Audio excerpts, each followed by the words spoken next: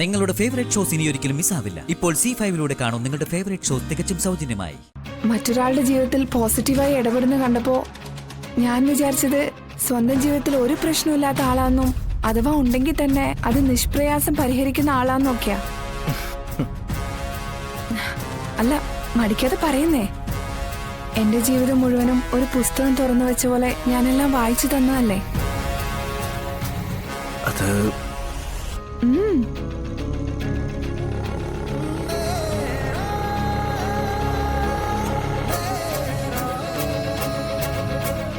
ഒരു പ്രണയ നൈരാശ്യമാണ് തന്നെ ഇപ്പൊ ഈ പാറത്തുമ്പിലെത്തിച്ചത്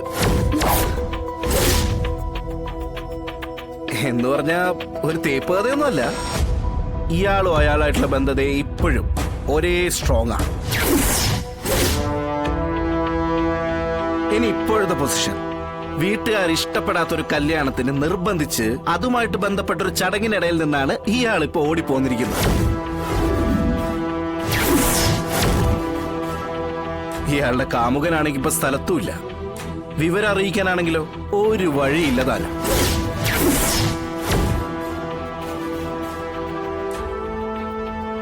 അതെ, ഇയാളുടെ കാമുകന്റെ പേരും വിലാസം പറ.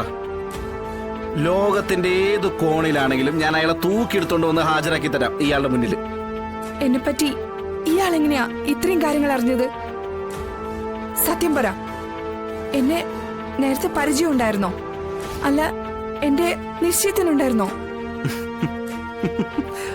ശരി, ഇയാളെ പറ്റി ഒന്നും അറിയാത്ത ആളെന്നായിരുന്നു കുറച്ചു നേരത്തെ എന്റെ നേരെയുള്ള കുറ്റം. ഇപ്പൊ ഇത്രയും കാര്യങ്ങൾ ഒരു ഊഹം വെച്ച് പറഞ്ഞപ്പോ അതും കുറ്റമായ. എന്ത് ഊഹം വെച്ച് പറഞ്ഞെന്നോ? എടോ, ഇതിന് വലിയ ഷെർലോക്ക് ഹോംസ് ഒന്നും ആവണ്ട നമ്മള്. ഒന്നാമത് തന്റെ ഈ വേഷം ആഭരണങ്ങളൊക്കെ ഉണ്ടല്ലോ, ഇപ്പോഴത്തെ പെണ്ണുങ്ങൾ കല്യാണത്തിനും നിശ്ചയത്തിനൊക്കെ ഇങ്ങനെ അണിഞ്ഞൊരുങ്ങും.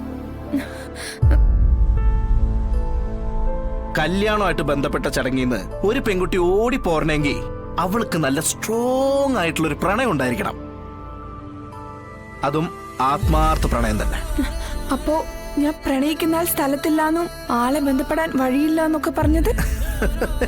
എടോ എടോ ഒരു തേപ്പ് കിട്ടിയാലും ഇന്നത്തെ പെണ്ണുകൾ മരിക്കൊരുങ്ങില്ല. അവർക്ക് വാശി കൂടെ ഉള്ളൂ. അതിന്റെ പ്രതികാരമായിട്ട് അവർ ചിലപ്പോ 4-5 ആമ്പിള്ളേരെ തേച്ചെന്നിരിക്കും. എടോ, ഒരു പെൺകുട്ടി മരിക്കാൻ ഈ പ്രായത്തിൽ തയ്യാറാവണമെങ്കിൽ ഒരു ആത്മാർത്ഥ പ്രണയം അവരുടെ ഉള്ളിരിക്കുന്നുണ്ടാവണം. എടോ, കണ്ണടച്ചു തുറക്കുന്ന നിമിഷം കൊണ്ട് പെൺകുട്ടികൾ ബഹിരാശം വരെ പോയി വരുന്ന കാലമാണ്. ആളെ ബന്ധപ്പെടാൻ എന്തെങ്കിലും വഴി ഉണ്ടായിരുന്നെങ്കിൽ അവർ ഈ കടുങ്ങയ്ക്കൊന്നും മുതിരില്ല. ബന്ധപ്പെടാൻ വഴിയില്ലാതിരിക്കെ മറ്റൊരാളുടെ ഭാര്യയായിട്ട് നരക ജീവിതം നയിക്കുന്നതിനേക്കാൾ ഭേദം മരണമാണെന്ന് അവർക്ക് തോന്നും. തന്റെ കേസ് തന്നെ, സിമ്പിൾ.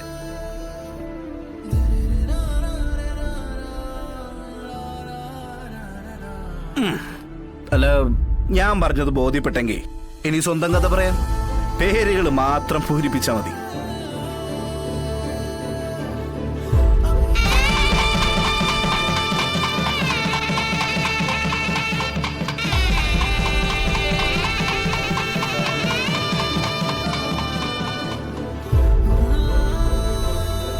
എടോ, മടിക്കണ്ട, മരിക്കാൻ പോയ ആളല്ലേ. താനിപ്പോ ഇവിടെ ചാടി മരിച്ചിരുന്നേൽ നാട്ടുകാർ ഓരോരുത്തരും അവരുടെ ഭാവനയ്ക്ക് അനുസരിച്ചിട്ടുള്ള നല്ല യമണ്ടൻ കഥകൾ പൊടുപ്പും തൊങ്ങലും വെച്ചുണ്ടാക്കിയല്ലേ. എടോ, അതിന് പകരം താൻ തന്നെ തന്റെ സ്വന്തം കഥ പറയണതല്ലേ. പറ. എടോ, ഒന്നുമില്ലെങ്കിൽ നമ്മളിപ്പോ ക്ലോസ് ഫ്രണ്ട്സ് അല്ലേ? എന്തേ അങ്ങനെയല്ലേ?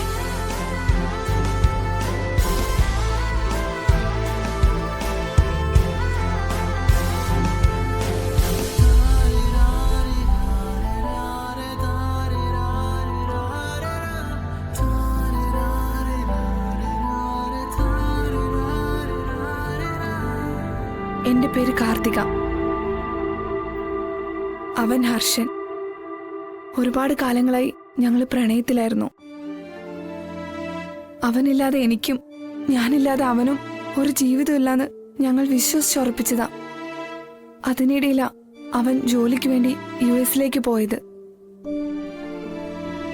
ആ തക്കം നോക്കി വീട്ടുകാരെന്റെ കല്യാണം ഉറപ്പിച്ചു.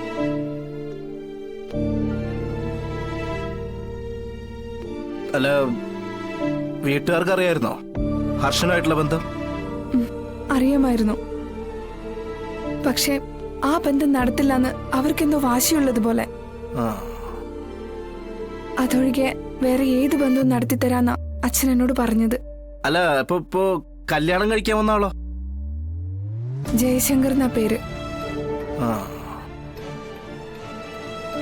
അപ്പോ അയാളോട് കാര്യങ്ങളൊക്കെ തുറന്നു പറയായിരുന്നില്ലേ? അതിനുള്ള സാവകാശം കിട്ടിയില്ല എനിക്ക്. കല്യാണം കഴിക്കാൻ വന്ന ചെറുക്കനോട് കഥ തുറന്നു പറയാനുള്ള സാവകാശമൊന്നും കിട്ടിയില്ലേ? നിശ്ചയ ചടങ്ങിൽ നിന്ന് ഒളിച്ചു പോന്നിട്ട് ആത്മഹത്യക്ക് തുനിയെ ഇഷ്ടം പോലെ സമയവും സാവകാശം കിട്ടുകയും ചെയ്തു.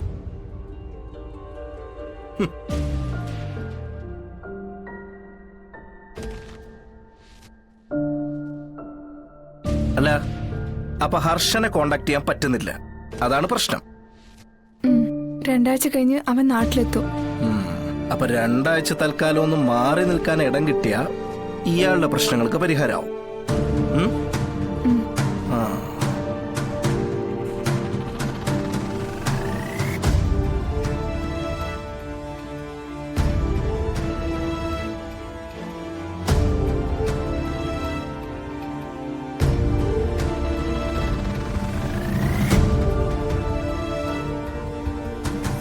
അല്ല, അയാള് വന്ന ഇയാളെ സ്വീകരിക്കാൻ ചങ്കൂറ്റുണ്ടാവുന്ന ഉറപ്പുണ്ടോ? ഹർഷൻ എന്നെ ജീവനാ, ഞാൻ അവന്റെ പ്രാണനും. അല്ല, ഇയാളുടെ കൂട്ടുകാരികളുടെ ആരെങ്കിലും വീട്ടില്? അച്ഛന് എന്റെ കൂട്ടുകാരികളെ എല്ലാം അറിയാം. അച്ഛനറിയാവുന്ന ഏത് സ്ഥലത്തു നിന്നാണെങ്കിലും ഒരു പൂച്ചക്കുഞ്ഞിനെ തൂക്കിയെടുക്കുന്ന പോലെ എന്നെ തൂക്കും.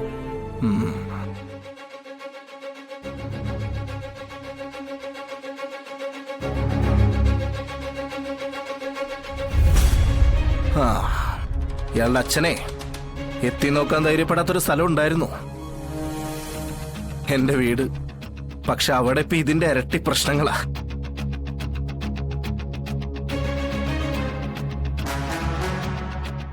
ഭയങ്കര കോമഡിയാണല്ലോ. മറ്റൊരാളുടെ ജീവിതത്തിൽ പോസിറ്റീവായി ഇടപെടുന്ന കണ്ടപ്പോ ഞാൻ വിചാരിച്ചത് സ്വന്തം ജീവിതത്തിൽ ഒരു പ്രശ്നമില്ലാത്ത ആളാണെന്നും അഥവാ ഉണ്ടെങ്കിൽ തന്നെ അത് നിഷ്പ്രയാസം പരിഹരിക്കുന്ന ആളാന്നൊക്കെയാ. അല്ല, മടിക്കാതെ പറയുന്നേ. എന്റെ ജീവിതം മുഴുവനും ഒരു പുസ്തകം തുറന്നു വെച്ച പോലെ ഞാനെല്ലാം വായിച്ചു തന്നതല്ലേ. അത്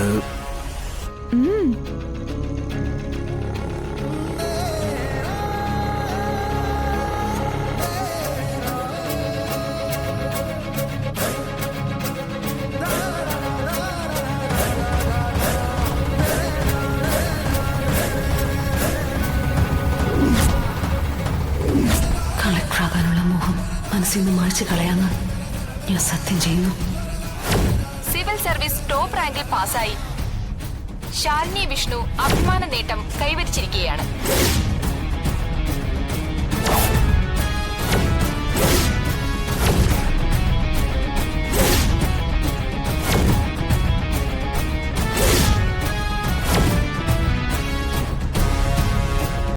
ഡൗൺലോഡ് ചെയ്യൂ C5 ആപ്പ്. കാണൂ എല്ലാ എപ്പിസോഡുകളും സൗജന്യമായി.